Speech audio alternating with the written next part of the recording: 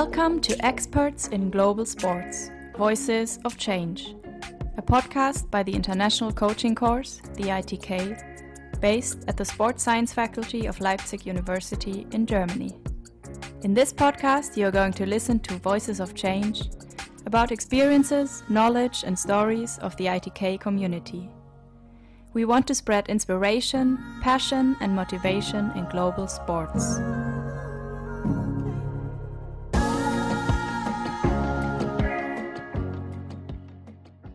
In this episode, you will listen to Cleberson Yamada from Brazil. He is diving into his journey in athletics, from an athlete to a coach and commentator. He participated in the Olympic Games already 3 times, twice as a commentator and once as a coach.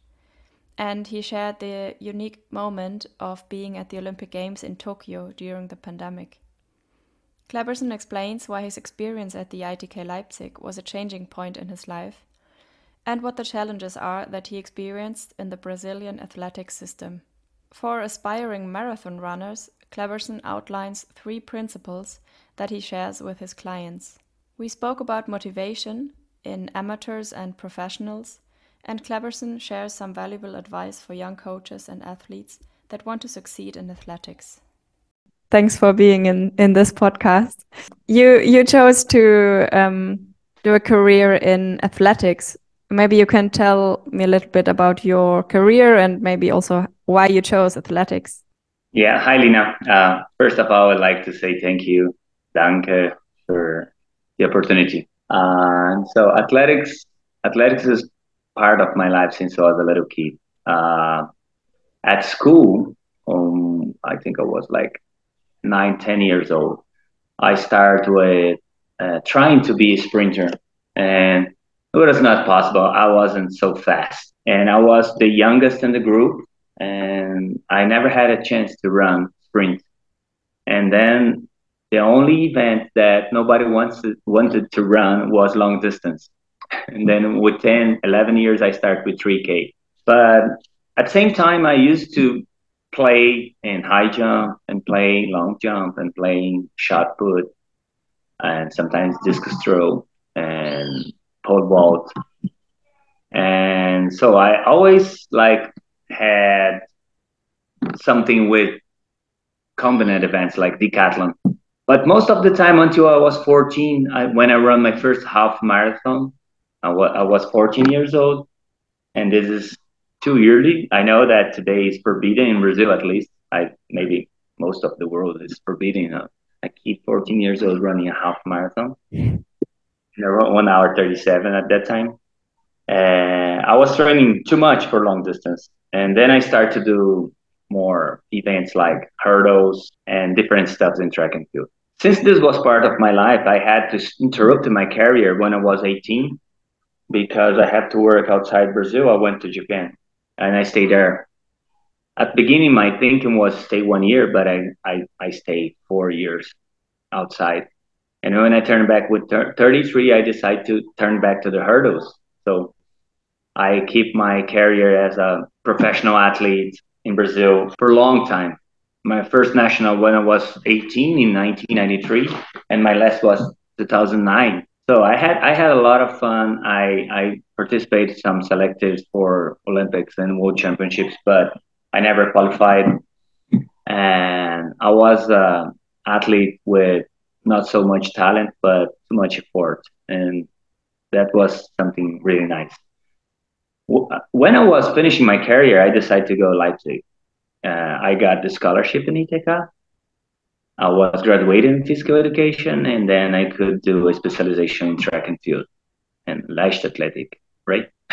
Yes. And so that was a changing point in my life because during my times in faculty, when I turned back from Japan, during 4 years, I wanted to work with track and field, but I didn't know how, because here in my place it's very country.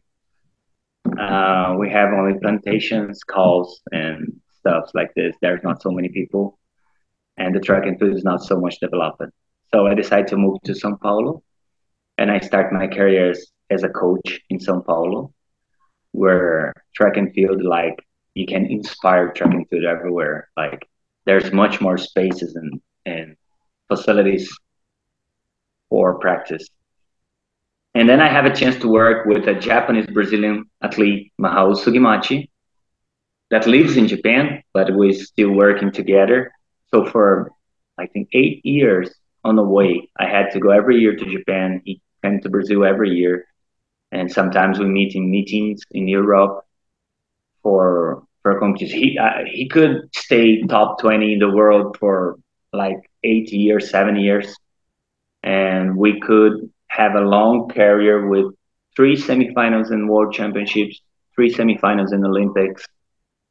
And he got 2 semifinals in Olympics, but he got standard for 4 times in Olympics, and he got standards for 6 times in the World Championships. Wow. So it was nice to work with him because he works also with 400 hurdles. That was my event.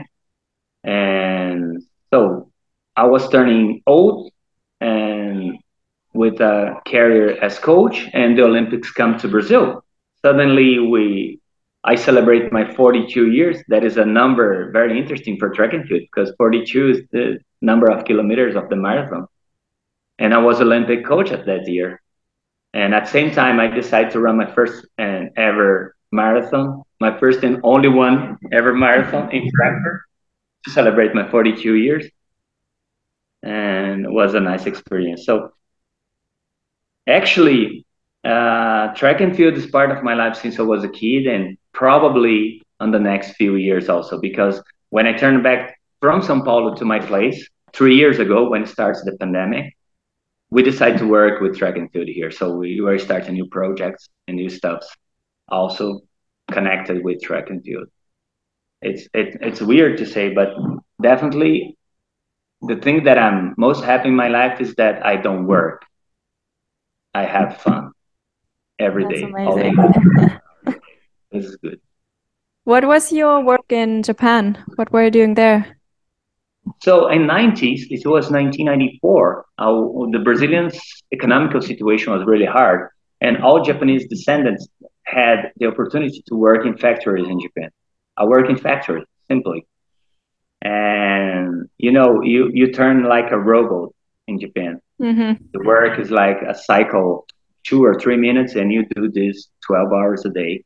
But I could also practice track and field there. I could run some road races there to keep in form and keep in shape and try to keep my career.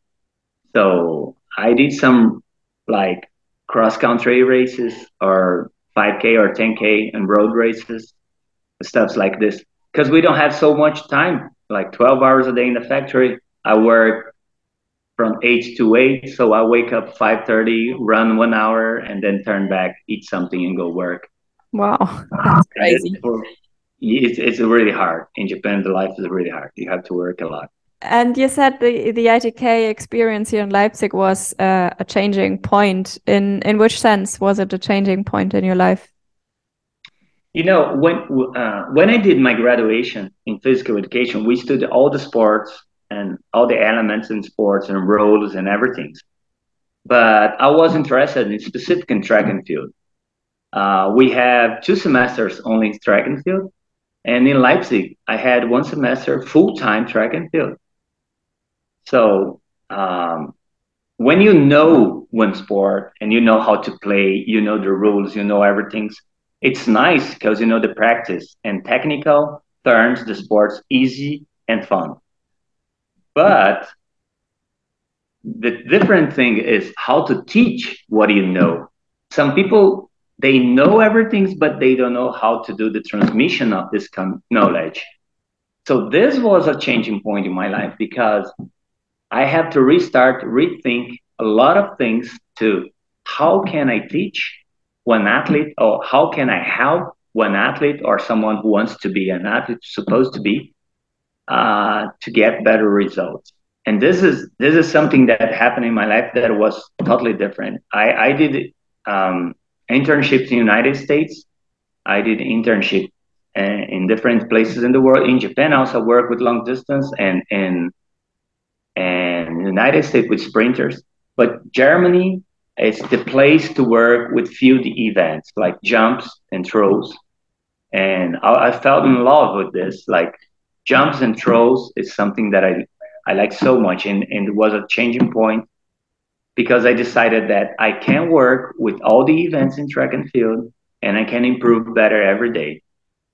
And now you're a coach for a very long time. You've been to the Olympics. You have your personal clients. What are some challenges that you faced during your time as a coach? So at the same time I did internship outside the country, I knew different systems. Like in Leipzig, I could learn about the old system in East German that just in front the university, they have a school of sports talent. I don't know if it's still working. Yes. It's close to Schroeder's, right? And I knew the system in the United States. I knew the system in Japan.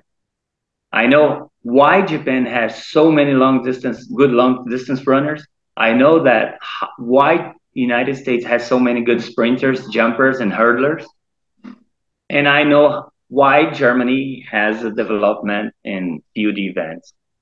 In Brazil, our system doesn't allow that all the kids experiment track and field once in a life. And this is the hardest part because we are over 200 million people, and we don't have a good process of selection. This is really bad. Like Germany is 80 million people, and they got more medals in track and field than Brazil. But how did it affect? Of course, the facilities, and everything works in a way that get a better results for German, but they have a system for develop talent, and they have a system for select talent. So this is something that we have to do in Brazil, social projects, trying to get sponsorships to make what our club.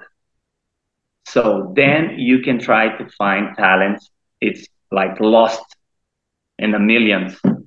And this is really hard because the system should start in school. If you go to the school competition and you check the kids, you can check differences between the quality of the movement and how tall the kids are, how strong or how fast they are, and with simple tests. But the point is that we cannot find in all the population the fastest, the stronger, and the higher or taller or everything. You know, we lose a lot of athletes for soccer, for football, because the kids love football and they try football. And you have to look in basketball or volleyball or handball to check if there's some talents to bring to track and field. And it's difficult when the kid create a passion for one sport to change the sport, you know. When they love basketball, they will not going to change. And they're good jumpers, they are good throwers, but they are not even very good basketball players. They don't want to change. They still in the sport. So I think our system is supposed to be better if we start in school and make a kind of obligation of the kids pass for all the sports like basketball, volleyball, handball, track and field, and so. And this is the hardest part. So now we create a club here, and we are looking for sponsors. We are looking for support from the government, or start one program that we can try to do a process of talent. And of course, it must be a social project. That I think is really nice because it's necessary in a country like Brazil. And we start in a small city, just 1 million people living here. It's not so big. But it's But so the project didn't start yet, or it already started? Well, last week we celebrate the club as official, is registered in the confederation, and we start to send projects for different sectors of the public system and private system for looking for sportsmanship, included the consulate in Germany. The German consulate in St. Paul also maybe will help us in something. That will our expectations. Okay, wow, good luck with that. And this is a restart for me because after I do my career in São Paulo and outside the country, I come back to my place, the place where I was born, and to restart something like long time back ago, like when I was a kid. I'm trying to do the same opportunity for the kids. Wow, that's amazing. And when you work with your clients, like one-to-one, are there some challenges, or what is your experience with these clients? So I think that this is a movement from all around the world. Like people wants to run long distance road races and mostly marathons. And I think there's a kind of people are junkie in run 42K. So most of the clients, they start to looking for get better results in 42Ks. And what I'm trying to tell them is the importance of the 3 points that you have to look for if you want to be a successful runner. The talents for a lot of people is not for so much. So you must do a very good rest. You have to sleep 8 hours a day, and you have to have time for rest. You have to provide a good system for you with your meals, with food, because it's what is going to give your food for your energy for your activities. And of course, a good training plan. So the training plan is my responsibility. And what I think is the most important for regular people that are not professionals is that they do the best they can do, keeping healthy. Because I saw so many cases where marathon leaves some people out of the sport for a long time. And this is not so good. It's not so healthy. And so healthy and performance connected are important. So it's hard when the guy works 12 hours a day in an office. There's a lot of things to do, family and weekends, and he sacrificed a lot of things to do 42K, and he didn't sleep well or he didn't eat so well. And that's a detail as an athlete I could learn that is really very important. Rest and meals. You have to take a lot of attention in this or the training plan works good. Does motivation play a role? Do you have to motivate them? Or are they motivated enough? You know, people who wants to run a marathon, it must have a motivation inside yourself. It's hard to convince someone from outside and say, "Oh, Lina, I think you should run a marathon." Most of them, they come with a motivation from them and say, "I want to run." That's the first thing that they want. I want to run, and I will do. And with your track and field athletes, did you have any issues with motivation, or was that never a problem? With athletes, it's totally different. I think it's totally different. Okay, the motivation for athletes is different from the amateurs. Amateurs, they want a result and they want to feel good. They want to feel better and complete one achievement that is possible. But athletes, they want the limit. So the limit is the point. We have to help them to get the limit. So athletes, they have much more problems with injuries.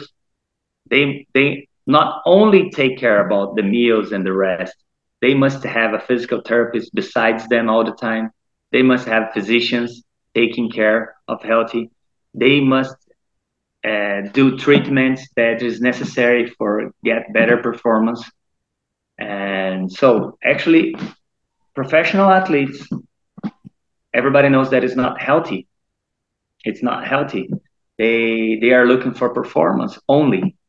The main goal is performance.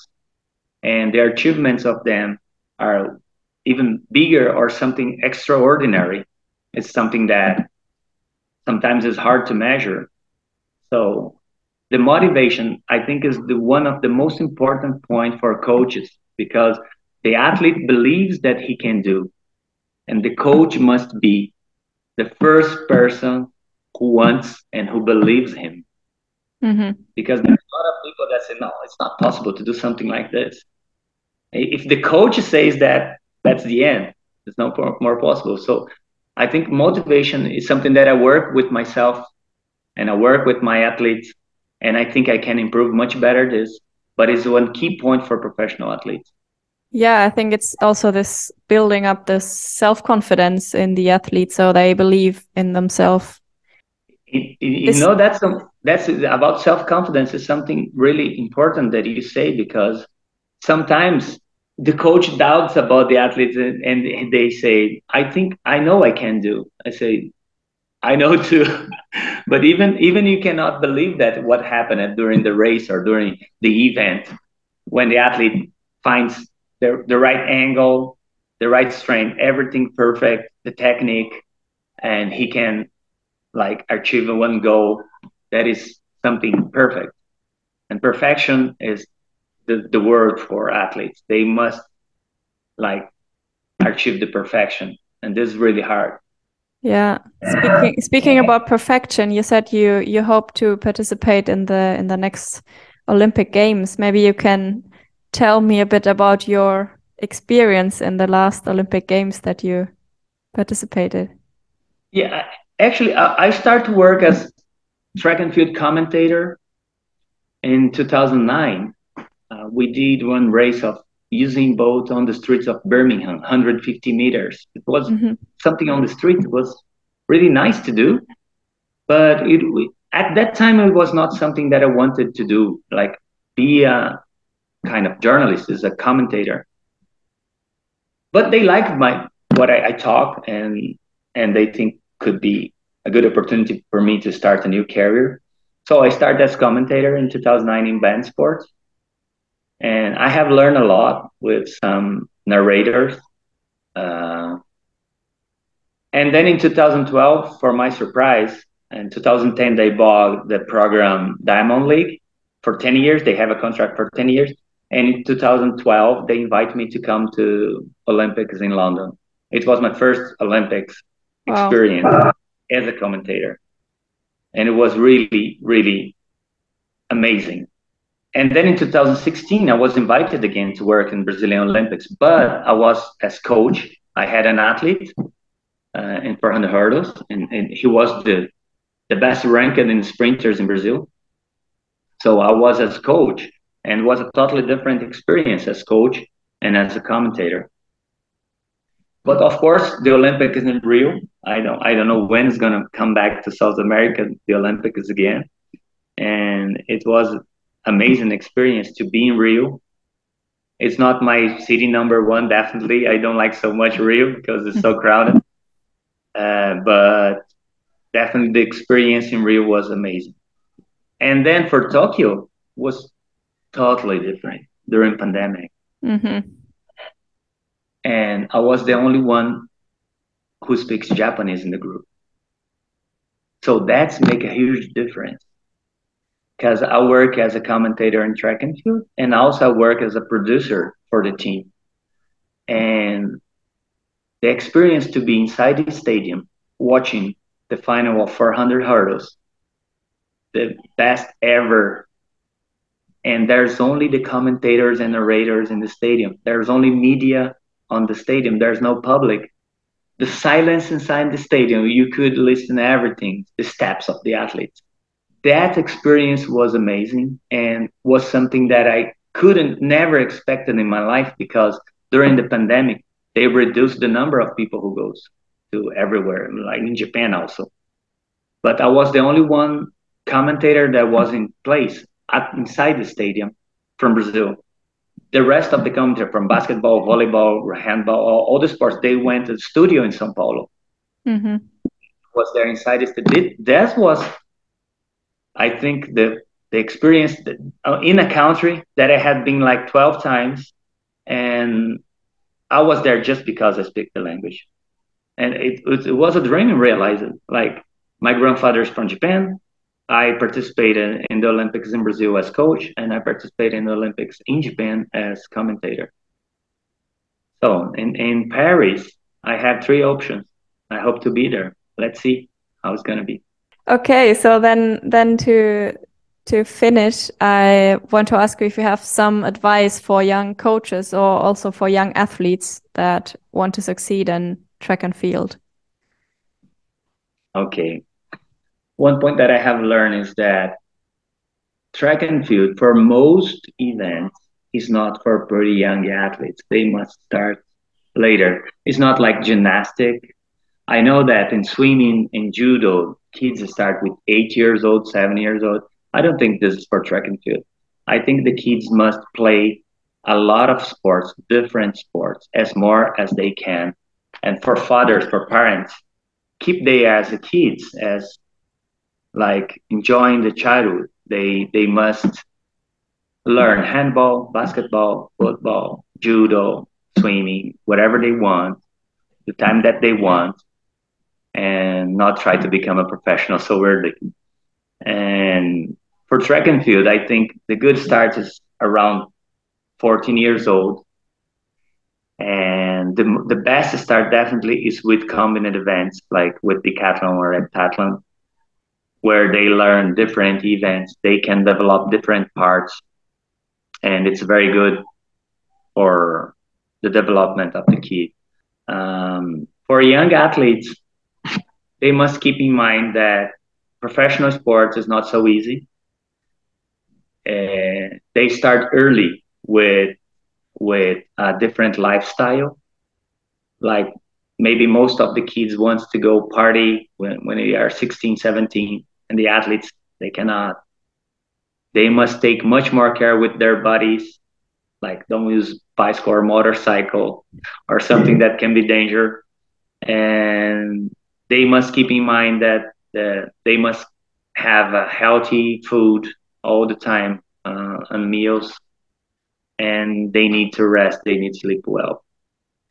And when you're pretty young and you start to do this as a professional, it's not so good. I think you must keep in mind that you have to decide by yourself. But this comes with the time.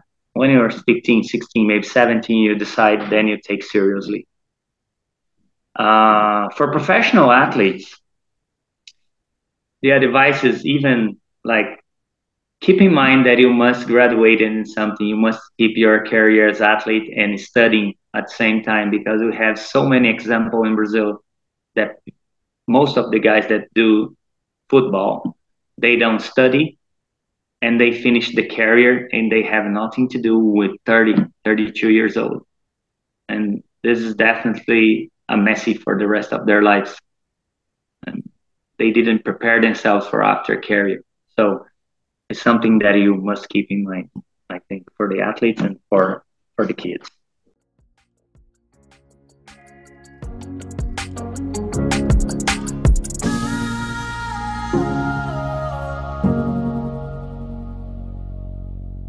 Thank you for listening to this episode of Experts in Global Sports, Voices of Change, a podcast of the International Coaching Course. Do you feel inspired by what has been said? Did you learn something new? Do you want to share your story? Get in touch with us on Instagram or Facebook to follow our common goal to develop and promote sports to make the world a better place.